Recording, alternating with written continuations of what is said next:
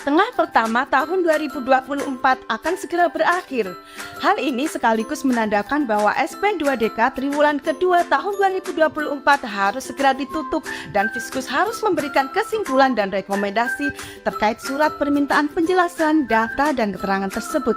Pada dasarnya SP2DK merupakan bentuk komunikasi dari Fiskus kepada wajib pajak, dan kalau dipikir-pikir SP2DK juga dapat dianggap sebagai bentuk kasih sayangnya Fiskus kepada wajib pajak dengan mengingatkan dan menghimbau wajib pajak atas kekeliruan, kesalahan maupun perbedaan penafsiran. Namun demikian, SP2DK perlu ditanggapi secara seksama oleh wajib pajak. Hal ini dikarenakan apabila SP2DK ditanggapi seadanya atau bahkan tidak ditanggapi, maka SP2DK dapat menjadi pintu bagi upaya administratif dan penegakan hukum selanjutnya. Mengutip dari Surat Edaran Nomor 05 Tahun 2022, terdapat 13 rekomendasi dari tindak lanjut SP2DK. Berikut ringkasannya, semoga membantu. Apa itu SP2DK? SP2DK adalah surat yang diterbitkan oleh Kepala Kantor Pelayanan Pajak untuk melaksanakan permintaan penjelasan, data, atau keterangan kepada wajib pajak. SP2DK merupakan bentuk komunikasi KPP dengan wajib pajak. SP2DK juga merupakan pintu bagi proses perpajakan selanjutnya seperti pemeriksaan, kunjungan lapangan, pengamatan, penilaian, bahkan pemeriksaan bukti permulaan dan penyelidikan. Oleh karena itu, SP2DK harus ditanggapi dengan tepat dan cepat, karena apabila tidak, dapat menimbulkan resiko yang lebih besar. Berikut ini merupakan kesimpulan dan rekomendasi yang dihasilkan dari SP2DK berdasarkan SE 05-PJ-2022. Kesimpulan dan rekomendasi SP2DK. 1. Tidak ditemukan adanya indikasi dan modus ketidakpatuhan. Rekomendasi: diusulkan kegiatan permintaan penjelasan data dan keterangan SP2DK dianggap selesai. 2. Wajib pajak tidak ditemukan.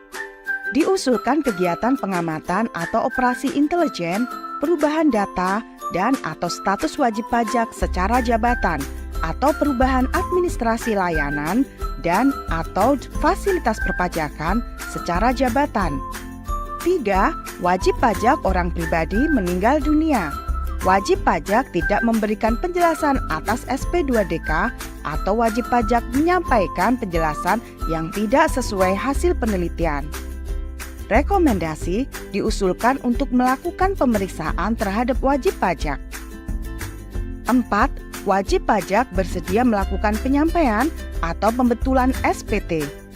Rekomendasi: diusulkan untuk pengawasan penyampaian atau pembetulan SPT. 5. Wajib pajak menyampaikan tanggapan yang masih memerlukan validasi penilaian. Rekomendasi: diusulkan untuk dilakukan penilaian untuk tujuan perpajakan. 6. Data atau status yang dimiliki oleh wajib pajak tidak sesuai dengan kondisi yang sebenarnya.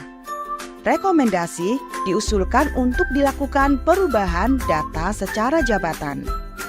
7. Wajib pajak melakukan pelanggaran terkait layanan atau fasilitas perpajakan yang diterima atau dimilikinya. Rekomendasi: diusulkan untuk dilakukan perubahan administrasi atau fasilitas perpajakan yang diberikan. 8. Terdapat kesalahan dalam produk hukum berupa kesalahan tulis, kesalahan hitung, atau kekeliruan penerapan. Rekomendasi: diusulkan untuk pembetulan produk hukum secara jabatan. 9. Wajib pajak sedang dilakukan pemeriksaan, telah dilakukan pemeriksaan, atau sedang dilakukan pemeriksaan bukti permulaan atau penyelidikan. Rekomendasi: diusulkan untuk dilakukan penelusuran data atau keterangan kepada unit yang melakukan pemeriksaan atau penyelidikan. 10. Terindikasi melakukan tindak pidana perpajakan. Rekomendasi: diusulkan untuk dilakukan pemeriksaan bukti permulaan. 11. Terdapat data atau keterangan baru yang terkait dengan SP2DK. Rekomendasi: diusulkan untuk dilakukan penelitian kepatuhan material ulang secara komprehensif. Jika kalian ingin berkonsultasi masalah keuangan, laporan keuangan perusahaan, perpajakan, dan strategi digital marketing, jangan sungkan untuk hubungi kami di 0811 8085 705 atau klik link di bawah ini di www.jasakonsultankeuangan.co.id. Sampai jumpa dalam video berikutnya.